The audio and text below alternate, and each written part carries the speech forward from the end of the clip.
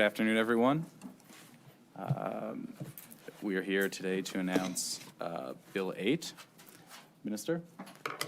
Thanks, Ethan. Good afternoon, everyone.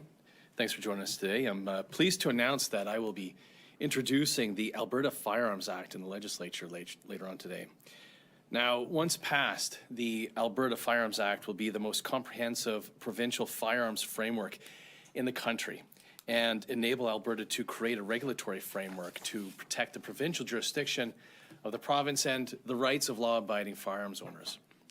Now, over the past few years, the federal government has rapidly introduced a series of firearms policy changes that have negatively impacted law-abiding Albertans. Albertans have expressed frustration with these actions from the federal government and confusion about how firearms are regulated here in Alberta. The lack of a legislative mandate for Alberta's role in the joint federal-provincial regulation of firearms adds to this confusion and uncertainty, and it fails to assert the province's jurisdiction in this area. A provincial Firearms Act gives us the tools that we need to stand up for the rights of Albertans who are firearms owners and to protect our unique heritage. The Act would establish the role of the Chief Firearms Officer in legislation to provide the Chief Firearms Officer with a stronger, clearer role and mandate in their duties to administer the Federal Firearms Act.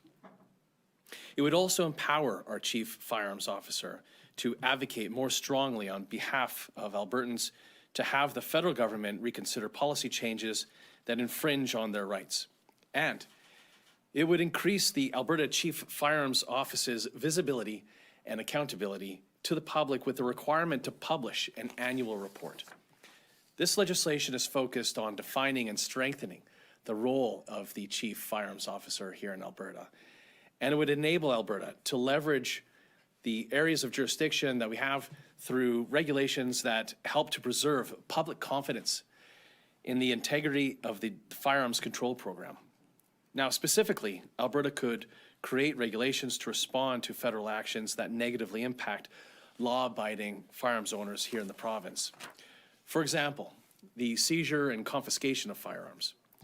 Because of this legislation, Alberta could create a regulation regarding who in this province can be involved in taking part in this. Through regulations, Alberta could also establish our expectations that firearms owners are fairly compensated for seized firearms. Regulations could also be developed to prevent municipalities and municipal police services from entering into funding agreements with the federal government. I'd like to emphasize that none of these measures are fully developed in the Act. As I said earlier, the Act gives us the flexibility to quickly develop these responses in regulations to respond to the federal government's actions. Now, in conclusion, every Albertan should be concerned about the precedent set by the federal intrusion into property rights of law-abiding and responsible Albertans. The activities of our law-abiding firearms community are essential to the economic vibrancy and the cultural heritage of this province. Firearms owners are hunters and those who lead a traditional way of life. They're sports shooters and collectors of firearms of Albertan and Canadian cultural and historical significance. There are more than 680 firearms-related businesses in Alberta and more than 127 approved shooting ranges. And these businesses and these individuals deserve clarity, they deserve accountability, and advocacy to protect their property rights. And that is what this legislation aims to do. Thank you. I am also joined here today, I should have said from the top, with the Deputy Chief Firearms Officer, Patrick Fitzhenry, who will be able to take any technical questions that I'm not able to answer for you folks. And with that, Ethan, I'm happy to take questions. Thank you, Minister. We are going to start in the room. Please identify yourself and the organization you represent, and please keep it to one question and one follow-up. Minister, what's the desired, like going big picture, what's the desired effect of all these measures that you're taking? Are you hoping the federal government will back down from their firearms gun grab or confiscation program, buyback program? Are you hoping that they'll toss C-21 entirely or change it? Like, big picture, what do you want? Well, first of all, number one goal with this piece of legislation is to provide clarity, which has been lacking in every province, quite frankly. So clarity in the role between federal government and provincial governments in the regulation of firearms. But when you ask about the confiscation program of the federal government, yes, of course, we've been opposed to it from the beginning. And it's not just C-21. You have to remember this started in May of 2020 with the order in council. So we've opposed the measures that the federal government has taken. We do oppose the confiscation program. We've been calling on the federal government, along with other provinces as well. We're not the only province to be calling on them in ending this. And one of the reasons is because it keeps on changing. The details have never been provided to the provinces, but the few details that we have been provided have been changing. For example, it's instead of being implemented nationwide, is now starting in PEI. We don't think that they have the resources or the wherewithal to be able to implement this program. And as well, we understand from the FPT, the Conference of Deputy Ministers, that now they're indicating to provincial governments that the amnesty that was scheduled to end in October of this year is now being extended, which just shows that they don't have the resources and, as I said, the wherewithal to be implementing this confiscation program. Just want to ask you also about your Law Society hearing. It's now been rescheduled to continue in June. How are the voters of Calgary-Acadia supposed to make an informed decision about your character when they go to the polls in May? As I have been since 2020, I'm sub judice. I have no comment other than to say that I look forward to resolving the matter. Minister, since we're on the topic of off-topic questions, I wanted to ask you, since this is the first time that we've chatted with you since the story broke in January about CBC News saying that the Premier and her office have been pressuring you around COVID-related cases. And I was wondering if you could explain to Albertans what that pressure has been like and how or if you think it's been inappropriate. Well, I think the Premier answered this question in question period last week when she was asked by the opposition. She pointed out that, yes, she did campaign on investigating whether there was a possibility. I think the words that were used were clemency or pardoning or amnesty for those who were charged with a COVID-related situation. Since she won in October, she's received the advice of her Attorney General, me, and she's accepted that advice. I don't have anything further to say about it. Do you feel pressured? Well, as I said, I've given her advice. I'll keep my conversations with the Premier private. Thank you. About this bill, like, is it fair to say that this is basically trying to throw up roadblocks in front of the federal government enacting the measures in C-21 in the province? Because a lot of this stuff is, we could do this. We could enact this regulation. We could do that. So how would you characterize the bill? Like, are you trying to make it difficult for Ottawa? No, I'd say I'd characterize it as being nimble. That's important because we don't have any details yet. And I think that's why our approach to this framework is different than Saskatchewan's, is because we don't have any details from the federal government yet. And then once we do see those details, what we have here that's being proposed in Bill 8 is an opportunity for us to be nimble and to develop regulations, respond to that at that time. When does the bill come into effect? We didn't get that information today. Well, it depends on different parts of it. There'll be parts of it that relate to the role of the Chief Firearms Office, which will be on proclamation, which I think will be very quickly after it's passed. But for the other parts of it, it'll be when the regulations are developed, as is common with legislation, that it has enabling clauses to develop a reg. And that will depend on when we get details from the federal government on the confiscation program. So the Chief Firearms Office is getting like more than double the employees, right? So from 30 to 70, that's what we were told today. And we were also told that the federal government funds the office about 70%, 69 to 70%. Is the federal government going to give you guys more money for this, or are you going to make up the difference? Well, my last time I got briefed on it, we are still in conversations with the federal government. We are expecting them to fund the office accordingly because they are, as we announced in September of last year, having the Chief Firearms Office here in Alberta processing applications. So there's an obligation for the federal government to provide funding. But I think those details are still being worked out with the federal government. And Patrick, Mr. you is that said that correct? this would, It's still being worked out, yes. you said that this would prevent municipalities and municipal police services from entering into funding agreements with the federal government. Wondering, one, if you could expand on that, but also two, have they asked for this sort of thing? Well, first, I say that this is building on Bill 211 from former MLA Glasgow, which was a private member's bill that prevented municipalities from banning firearms and infringing on provincial jurisdiction. So this is building on that work that began with former MLA Glasgow, and making sure that when the Municipal Government Act was first drafted years ago, back in the 90s, that the powers that are provided to municipalities was very broad in Section 7. And so building on that work that began with Bill 211, this is continuing that work to make sure that when it comes in particular to issues related to public safety, which is incumbent on the provincial government to regulate and to oversee, that we're going to make sure, for example, when we have increased movement and transportation and storage of firearms, that's a concern for the provincial government to make sure that our communities are safe and make sure that we have legislation targeted on ensuring that. But have municipalities actually come to the government and asked for this?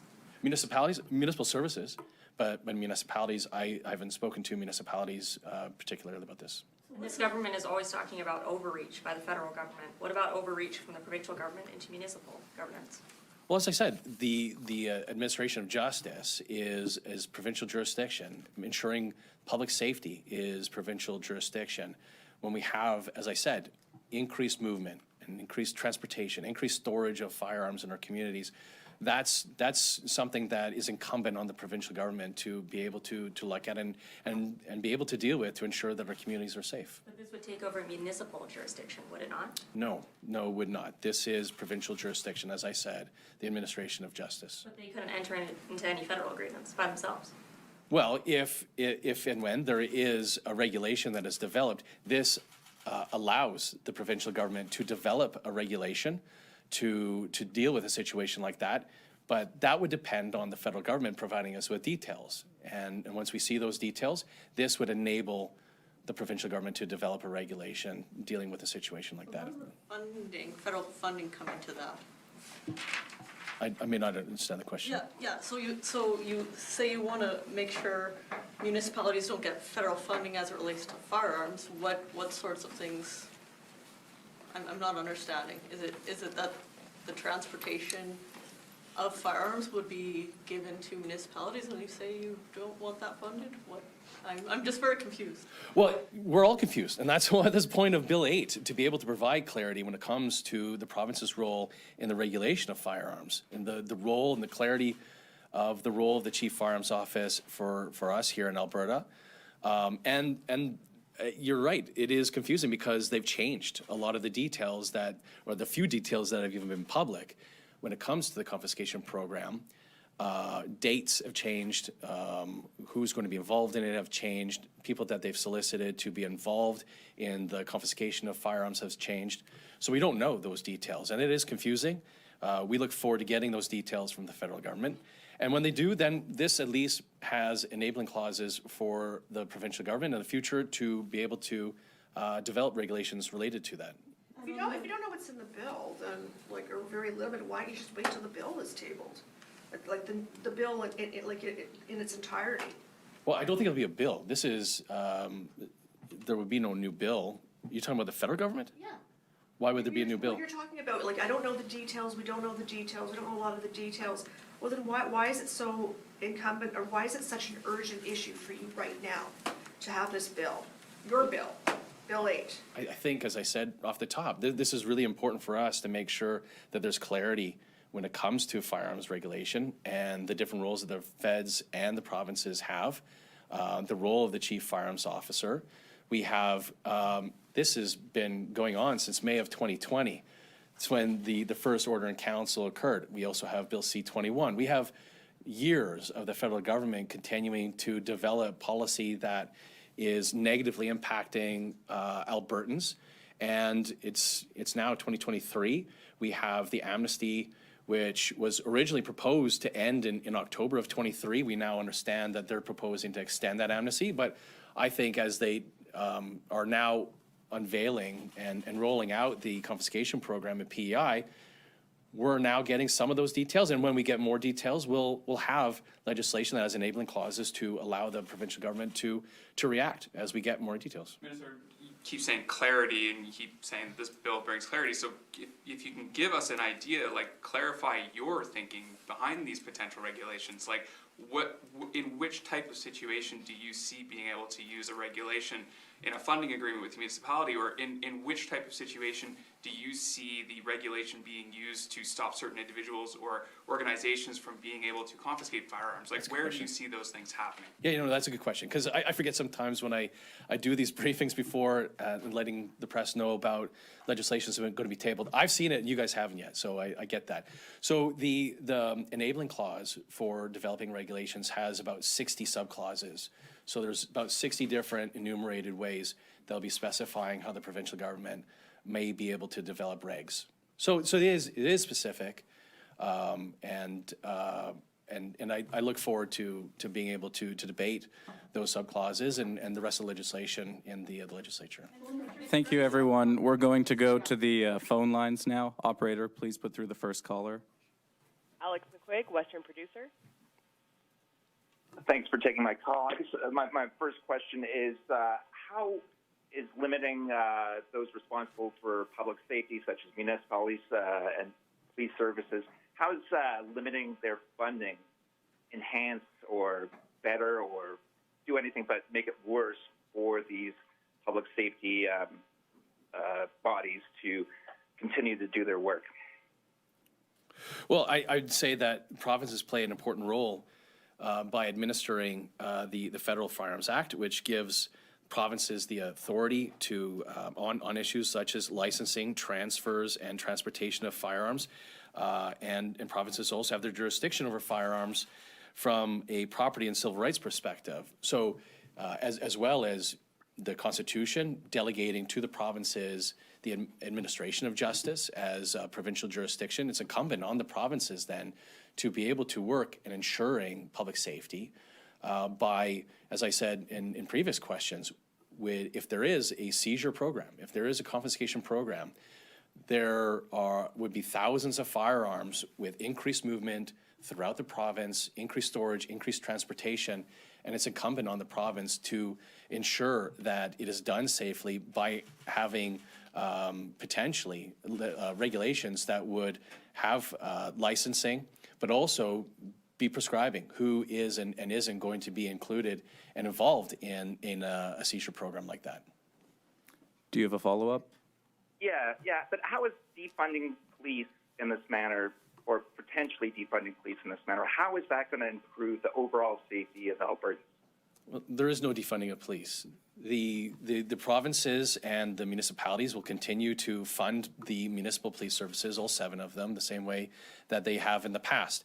If a municipality or a municipal service wants to begin conversations with a federal government on taking federal money to taking those resources off the street to be able to be involved in a confiscation program, that doesn't make our communities any more safe, and that's a conversation that is now going to have to include the provincial government if this bill passes. Thank you. Operator, please put through the next caller. Neil, Alberta Outdoor Man Magazine. Well, that was kind of close, but no cigar. Minister, can you address the 20,000-ton gorilla in the room here, which, of course, is the Supreme Court of Canada? This thing is going to end up is going to be challenged by somebody. It's inevitably going to end up before the Supreme Court.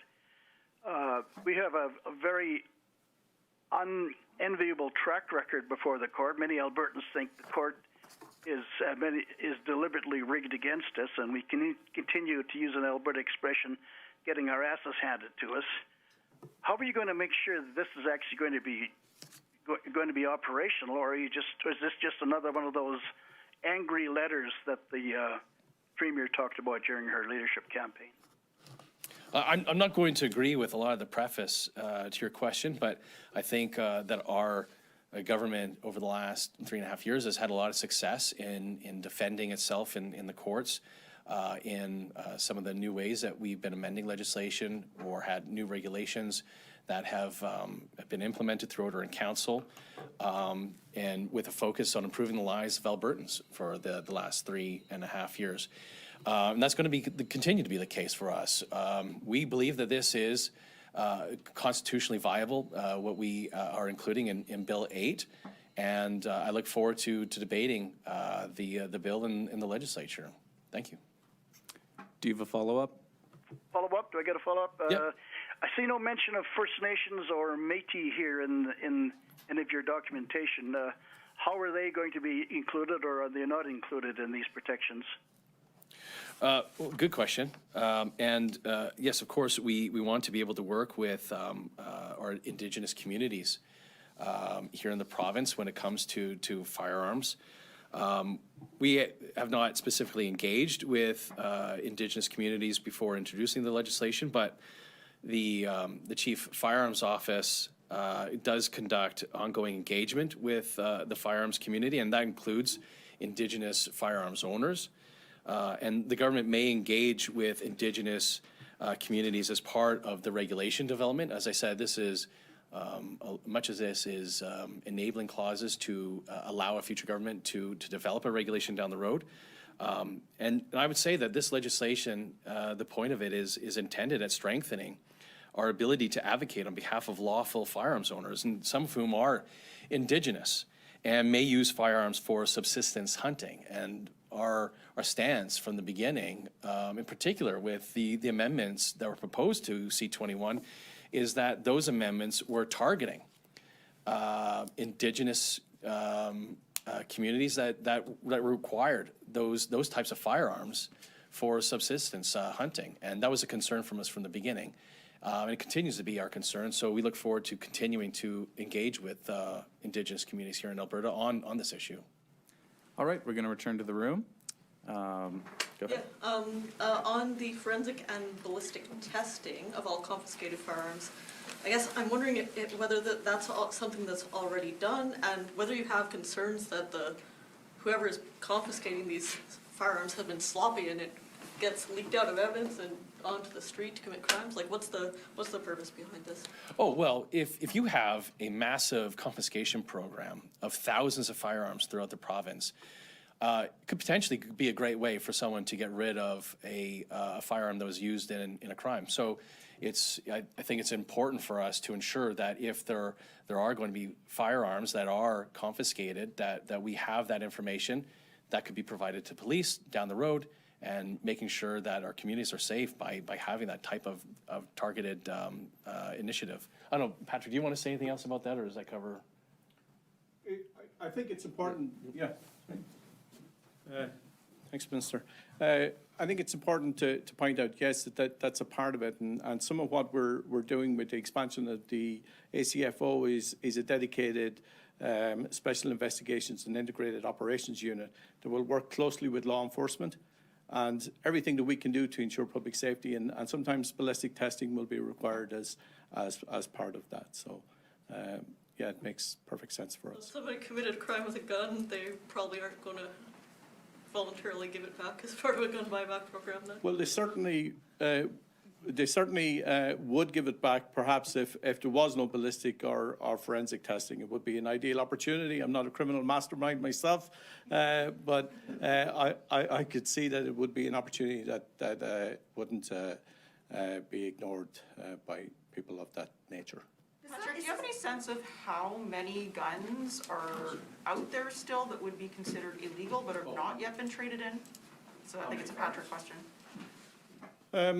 If we're talking about the prohibited firearms, we're looking at about 30,000 today. In Alberta? In Alberta, yeah. How do you come to that number? How do you know? Well, there are records, I guess. It is impossible to put an exact number on it because of changes that have occurred in the federal program over time, but that is today our best estimate. This dedicated investigations unit, is that the one that works with the sheriffs? This is a new unit that is coming together as part of the expansion of the Firearms Office. For the last 18 months, we've seen the necessity to work closer with law enforcement and to, I guess, have a joint path forward in relation to that, and rather it be side-of-the-desk work for experienced firearms officers. We've created this dedicated unit, and that should be fully staffed in the next couple of months. I seem to recall in the budget, though, that it was with the sheriffs, wasn't it? I'm thinking, anyone else, do you remember that in the budget? In justice? Maybe it was public safety, maybe it was Ellis's, Mike Ellis's Because we have split ministry. now, so. Yeah, okay, maybe it's worth a question to them. And the other thing I just wanted to ask, another question that came up during the tech briefing was I guess there's gonna be possibly a panel that would look at the value of these firearms when they are confiscated. So if the value is different, if this panel determines that the value is different from what the federal government has set, would the province pay the difference? Like, how does that work exactly?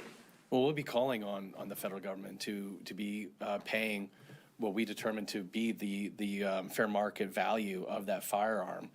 And because we have heard the concerns from the firearms community that what would be proposed by the federal government would not be a fair market value when their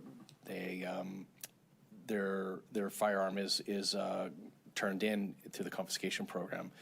So this would be us calling on the federal government to pay what we determine to be the fair market value. You guys wouldn't pay for it, it would just be more of an advocacy, kind of pointing out, look, we feel that this gun is undervalued according to your list. That's exactly right. Minister, if the framework still needs to be developed, would you be open to working with municipalities on what that looks like for each of them? Saying as how you told Alana, nobody has specifically asked for it, would you be willing to work on developing something that works for provincial and municipal jurisdiction? If a municipality is interested in taking federal money to be agent or be hiring employees of the municipality to be agents, no, we would not. We have great concerns with municipalities engaging with the federal government to take their money to be to having municipal employees as confiscation agents in the program. But would you actually, I mean, if it has to go through your office, would you be like, yeah, sure, go ahead, confiscate? I mean, if it's in regulation that you have to have a look at these agreements or they have to meet certain terms before they can occur, would you actually allow them to do this? This time, no. From what we don't have any details from the federal government. We know that there have been vague conversations that the federal government has had with municipalities. And we have concerns with that, particularly because the public, and we have no details about this and what's being proposed. I don't even think that the municipalities have either. I don't even think that the federal government themselves know what the details would be and what they would propose to any entity that could be included in being confiscation agents on behalf of the federal government, whether it's